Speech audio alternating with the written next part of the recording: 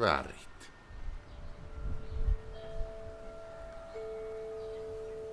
Muista värit. Väritä ahkerasti. Kirjoita nimesi valkoiselle paperille.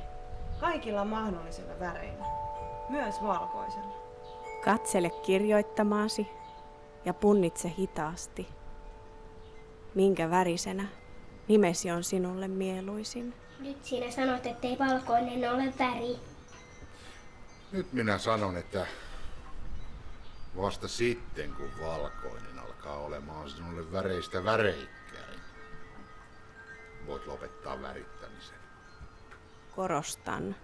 Vasta sitten, kun sinä olet valkoinen paperi, täynnä erivärisillä kynillä tehtyjä kirjanmerkkejä, voit sanoa olevasi värejä täynnä.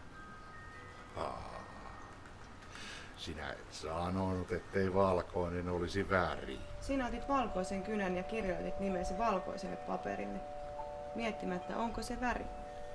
Sinulle riitti, että sinulla oli valkoinen kynä. Tämä on kohta, jonka toivoisin sinun muistavan. Jos sinulla on valkoinen kynä ja valkoinen paperi ja 20 muuta kynää, väripaletti, ja sinä kirjoitat näillä kaikilla kynillä nimesi valkoiselle paperille. Anteeksi, jatkuva toistelu.